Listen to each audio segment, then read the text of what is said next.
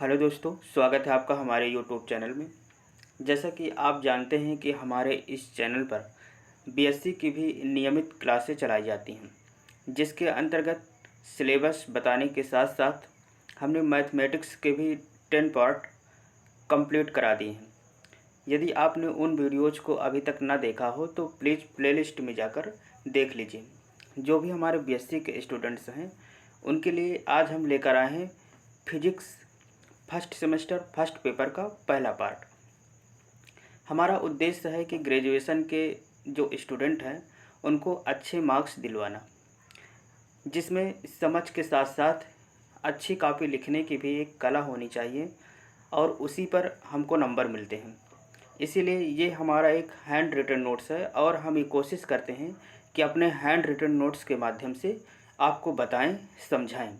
तो फिजिक्स का ये मेरा पहला पार्ट है और इसके अंतर्गत हमें टॉपिक बताना है फ्रेम ऑफ रेफरेंस।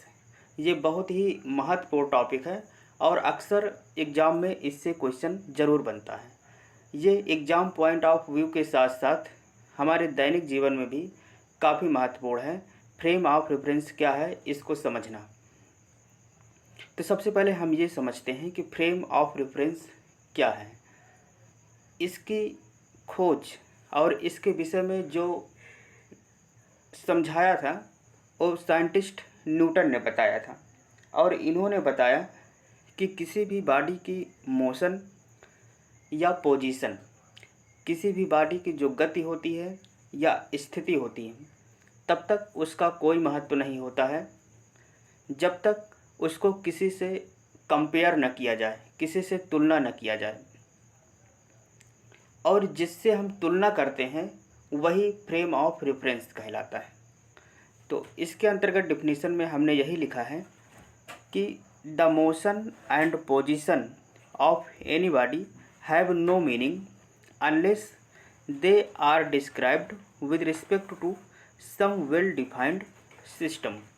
अर्थात किसी भी बॉडी की मोशन या पोजीशन तब तक कोई अर्थ नहीं रखती है जब तक किसी समझ वाले सिस्टम के साथ, जिसको हम पहले से जानते हैं, उसके साथ उसको डिफाइंड ना किया गया हो। जैसे हम एक ट्रेन में बैठकर यात्रा करते हैं और जब तक उसको नीचे देखते रहते हैं तब तक हमें लगता है कि ट्रेन स्थिर है, उसकी गति का कुछ अनुमान नहीं होता। लेकिन जब हम बाहर देखते हैं तब हमें लगता है कि ट्रेन किस स्पीड से चल रही है। और वास्तव में अपने दैनिक जीवन में किसी भी चीज़ की तुलना जब तक हम किसी दूसरे से नहीं करते तब तक अपनी स्थिति का अनुमान नहीं होता। हम लंबे हैं, चौड़े हैं, अमीर हैं, गरीब हैं, इसकी तुलना दूसरे से ही देखकर करते हैं। अगर कोई चीज़ लंबा है तो हम ये देखते हैं कि कोई चीज़ उसके सामने छोटा भी है। तो इसी प्रकार गति और स्थिति की भी तुलना करते हैं। जैसे पृथ्वी एक समान गति से गतिमान है फिर भी हमें स्थिर दिखाई देती है, क्योंकि उसकी गति की तुलना करने के लिए अगल बगल कोई ऐसी चीज़ नहीं है। हाँ, सूर्य से हम अनुमान लगा सकते हैं कि सूर्य पूरब से निकलता है और पश्चिम में छिपता है, तो हमें लगता है, लेकिन फिर भी हमें ये अनुमान लगता है कि शायद सूर्य ही घूम रहा है, जबकि सूर्य स्थिर है, पृथ्वी घूमती है पूरब से पश्चिम। तो इस प्रकार यहाँ पर हमने ये समझा कि किसी भी वस्तु की गति और स्थिति तब तक मीनिंगलेस कही जाएगी जब तक कि किसी वेल डिफाइंड सिस्टम से उसको हम कंपेयर ना करें। तो जिस सिस्टम से हम इसे कंपेयर करते हैं वही फ्रेम ऑफ रेफरेंस कहलाता है। इसके अंतर्गत यही बताया गया। तो the motion and position of any body have no meaning unless they are described with respect to some well defined system. अब जनरली हम इसके डिफिनीशन को समझते हैं कि फ्रेम ऑफ रेफरेंस का डिफिनीशन क्या होगा। तो a system relative to which the motion of any object is described is called frame of reference. जिस सिस्टम से हम किसी बॉडी या किसी ऑब्जेक्ट के मोशन को डिस्क्राइब करते हैं उसे ही फ्रेम ऑफ रेफरेंस कहते हैं। A system relative to which the motion of any object is described is called frame of reference.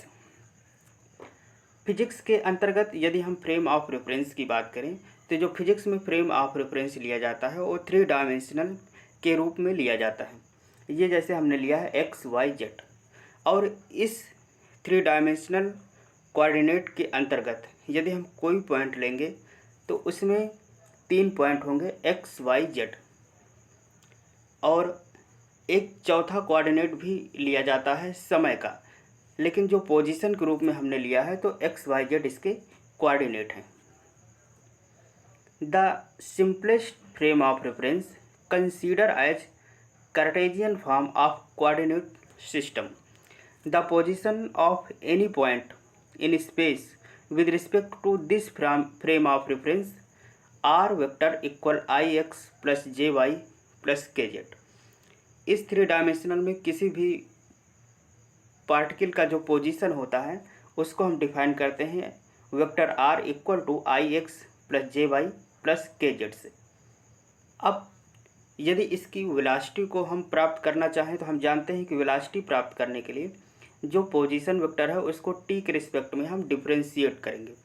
Differentiate जब हमने टी के रिस्पेक्ट में किया तो ये हो गया i d x by D t plus j d y by D t plus k d z by D t. और जब हम एक्सीलरेशन निकालते हैं तो इसको 2 टाइम डिफ्रेंशिएट करते हैं, या तो वेलोसिटी को 1 टाइम डिफ्रेंशिएट करते हैं। तो जो एक्सीलरेशन होता है वो चेंज ऑफ वेलोसिटी होता है D V by D T, तो ये इक्वल हो जाएगा D two R by D T square. So to locate any event we need 4 coordinate. किसी भी घटना को प्रदर्शित करने के लिए हमें एक्स वाई जेड के साथ साथ एक चौथा कोऑर्डिनेट टी को भी लेकर चलना है, and it is called as space time frame of reference. और इसी को हम क्या कहते हैं, space time frame of reference.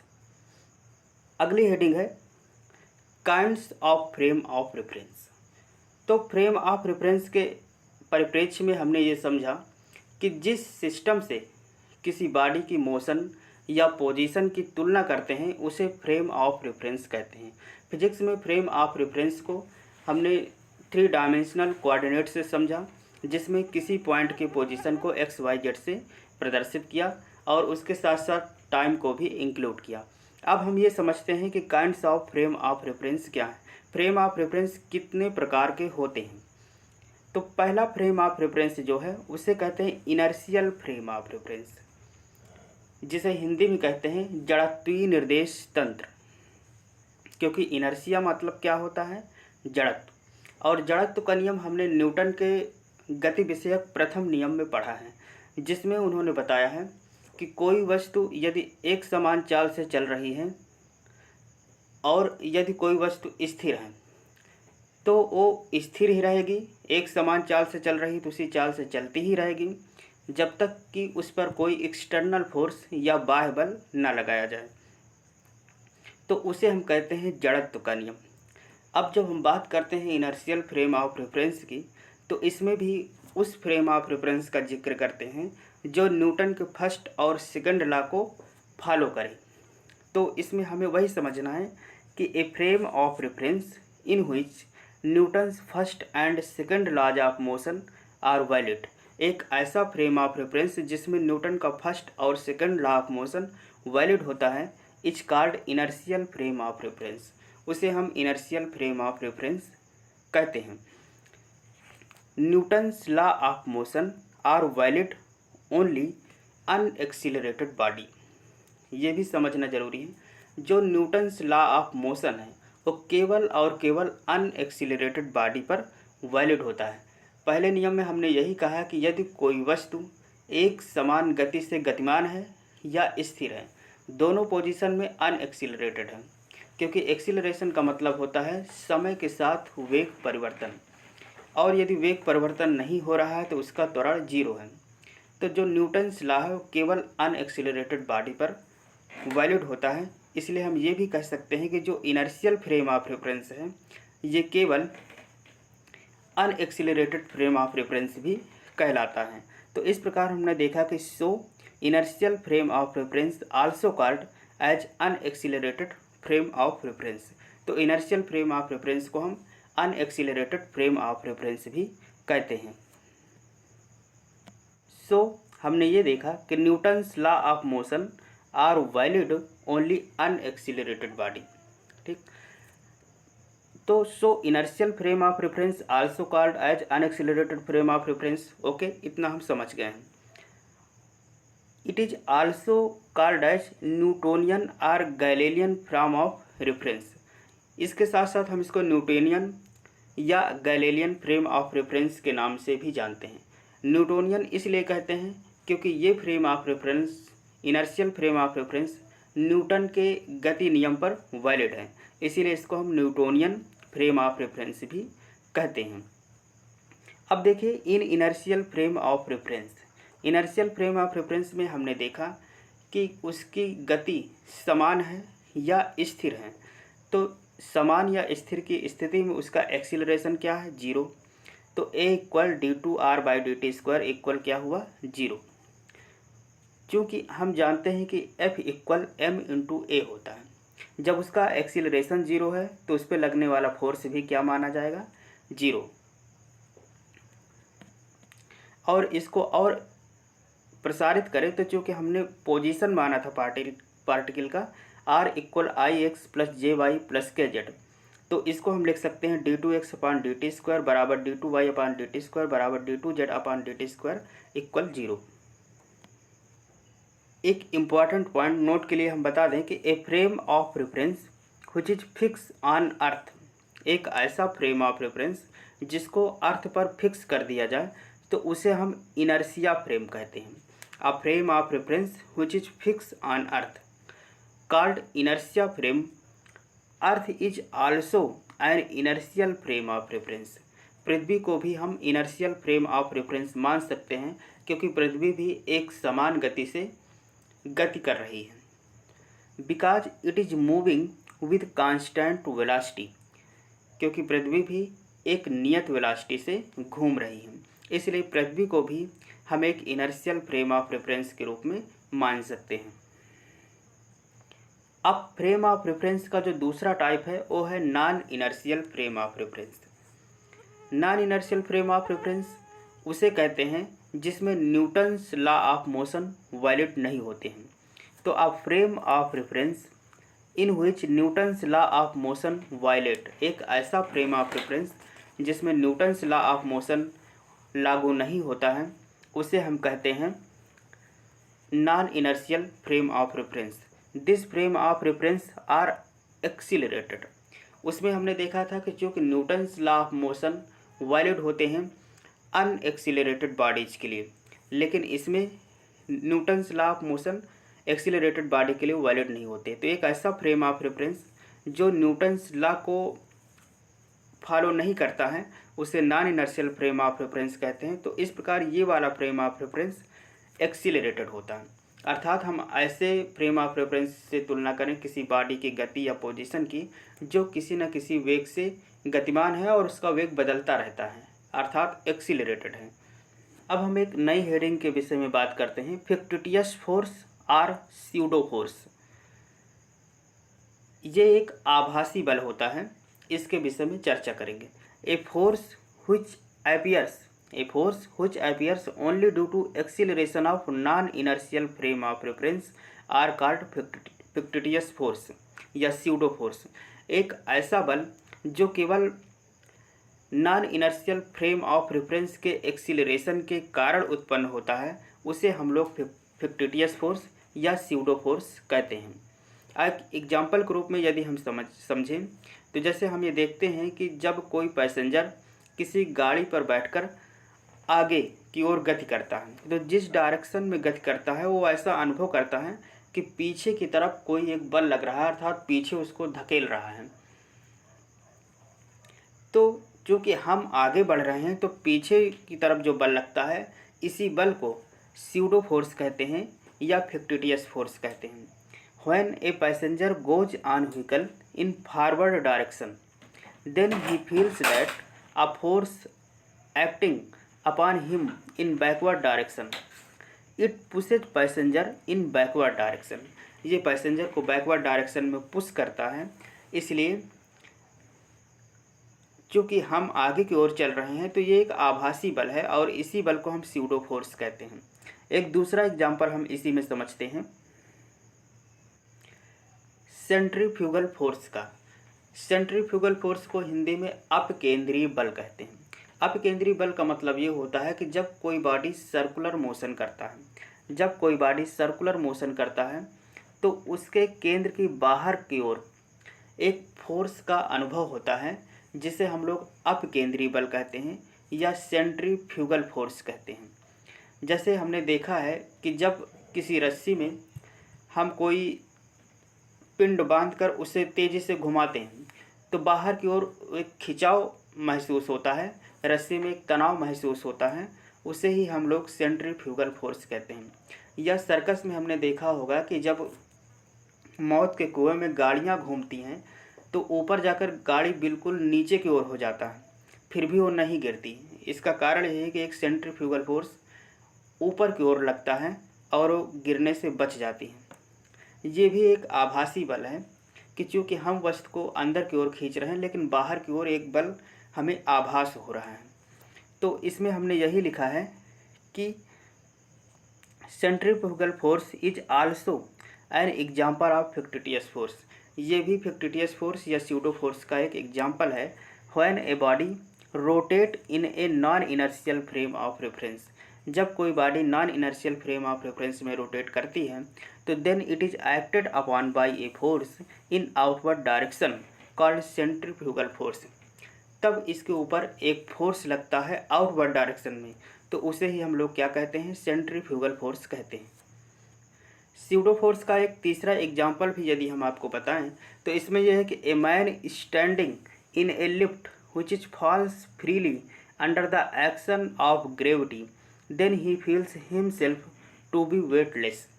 ऐसा अनुभव किया होगा कि जब कोई आदमी किसी लिफ्ट पर खड़ा होता है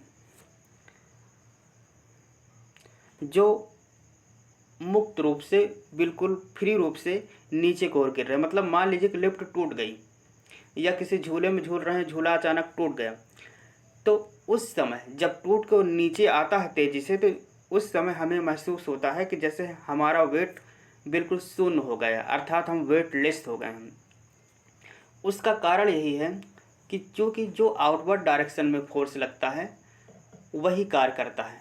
हमारा जो फोर्स है mg नीचे की ओर है, मान लीजिए हमारा वेट m है, तो जो mg फोर्स है वो नीचे की ओर लग रहा है और उतना ही फोर्स आउटवर्ड डायरेक्शन में ऊपर की ओर लग रहा है। इसीलिए उस स्थिति में हमको अपना बॉडी वेटलेस महसूस होता है।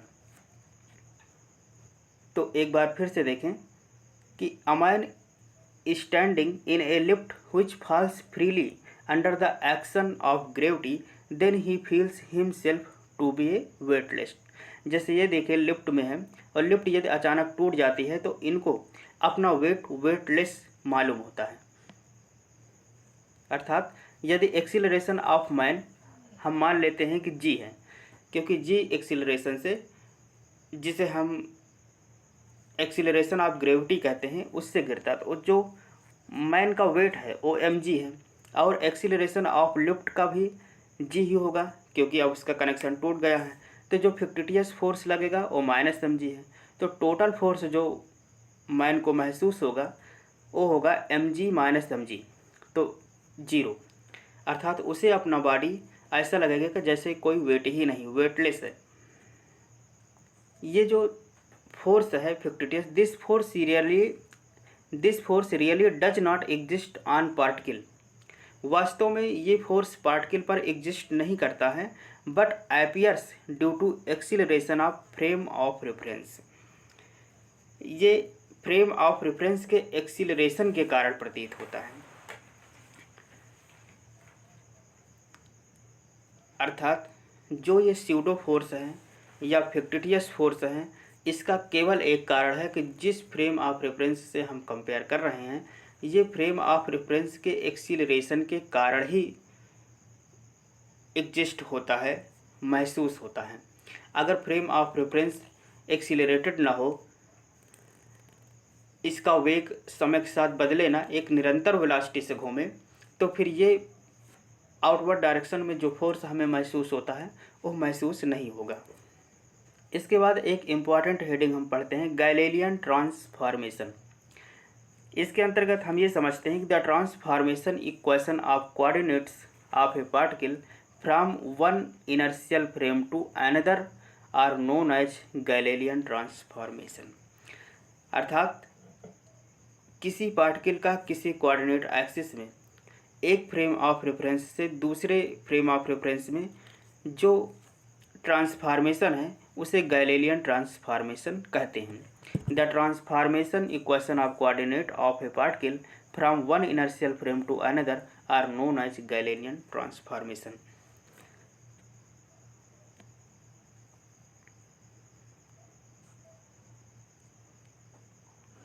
इसके लिए हमने कंसीडर किया टू फ्रेम ऑफ रेफरेंस, दो फ्रेम ऑफ रेफरेंस हमने लिया, एक एस है और एक एस डैश है। S is at rest, S rest में है, और S dash moving with a constant velocity V, और जो हमने दूसरा फ्रेम ऑफ रेफरेंस लिया है एस डैश, वो वी वेलोसिटी से मूव कर रहा है along the positive direction of X axis. तो वी एज्यूम दैट पहला origin of two frame coincide at T equal 0। हम ये मान लेते हैं कि जब समय 0 है तो उस समय दोनों का ओरिजिन कंसाइड करता है, मिलते हैं। दूसरा, the coordinate axis of both frame are parallel, दोनों फ्रेम के जो कोऑर्डिनेट एक्सिस हैं अर्थात एक्स एक्स के पैरेलल है, वाई वाई के पैरेलल है, और जेड एक्सिस के पैरेलल है। और तीसरी कंडीशन हम ये लेकर चलते हैं कि जो कोऑर्डिनेट एक्सिस है, जो फ्रेम ऑफ रेफरेंस है एस और एस डैश, दोनों की वेलोसिटी प्रकाश की वेलोसिटी से काफ़ी कम है। यहाँ सी क्या है, प्रकाश की वेलोसिटी है, और वी क्या है, फ्रेम ऑफ रेफरेंस की वेलोसिटी है। तो तीन कंडीशन हमको लेकर चलना है। पहला, जब टी इक्वल 0 हो तो दोनों के ओरिजिन कंसाइड करें। दूसरा, दोनों फ्रेम के कोऑर्डिनेट एक्सिस पैरेलल होना चाहिए। और तीसरा, उनकी वेलोसिटी सी की वेलोसिटी से काफ़ी कम होनी चाहिए, तभी हम गैलीलियन ट्रांसफॉर्मेशन को एज्यूम कर सकते हैं। ये देखिए, हमने दो फ्रेम ऑफ रेफरेंस लिया, एक है जिसका ओरिजिन ओ है और दूसरे का ओ डैश है। ये फ्रेम ऑफ रेफरेंस एस है, ये एस डैश है, ये स्थिर है, और जो एस डैश है ये नॉन स्थिर है। एट एनी टाइम टी, किसी टाइम टी पर हमने देखा the position vector of any particle P in frame S dash is written as R equal V T plus R dash. किसी समय टी पर पोजीशन वेक्टर किसी पार्टिकल का इस फ्रेम ऑफ रेफरेंस में क्या होगा, R equal V T plus R dash. वो कैसे, क्योंकि टी समय पश्चात ये फ्रेम ऑफ रेफरेंस एस तो स्थिर है, एस डैश मूव कर रहा है, तो ये अपनी ही जगह पर रहेगा, और टी समय पश्चात ये वी टी दूरी तय कर लेगा, तो इसका ओरिजिन ओ डैश हो गया। और जो पार्टिकल है, मान लेते हैं इसके ओरिजिन से आर डैश दूरी पर है, तो ये वी टी हो गया, ये आर डैश हो गया। अब इसका जो परिणामी होगा पहले जो स्थिर वाले फ्रेम ऑफ रेफरेंस से, वो हो जाएगा V T plus R dash equal R. तो वही हमने लिखा है कि वेक्टर आर इक्वल क्या हो जाएगा, V T plus R dash. तो at any time T the position vector of any particle P in frame S dash is written as R vector equal V T plus R dash. तो इस प्रकार are dash को हम we to को हमने उस side में ले लिया, तो ये हो जाएगा आर माइनस वी टी, और आर डैश को हम लिख सकते हैं आई x dash plus J Y dash plus K Z dash, और इधर आर को लिख सकते हैं आई X plus J Y plus K Z और माइनस आई वी टी। जब हमने दोनों तरफ आई जे के गुणांकों की तुलना की तो हमको रिजल्ट मिला X dash equal X minus V T, Y dash equal Y, Z dash equal Z, और टी डैश इक्वल टी। तो इस प्रकार हमारा फिजिक्स का फर्स्ट वीडियो, जो कि मैकेनिक्स पर आधारित है, बीएससी फर्स्ट सेमेस्टर का फर्स्ट पेपर है, और उसका जो पहला चैप्टर है फ्रेम ऑफ रेफरेंस, इसके अंतर्गत जो महत्वपूर्ण हेडिंग थे उसको हमने डिटेल में समझ लिया है, और इस पर आधारित जो न्यूमेरिकल्स होंगे उसको भी हम अगले वीडियो में बताने का प्रयास करेंगे। आशा करते हैं कि वीडियो आपको अच्छा लगा होगा। मिलेंगे नेक्स्ट वीडियोज में, तब तक के लिए जय हिंद, नमस्कार।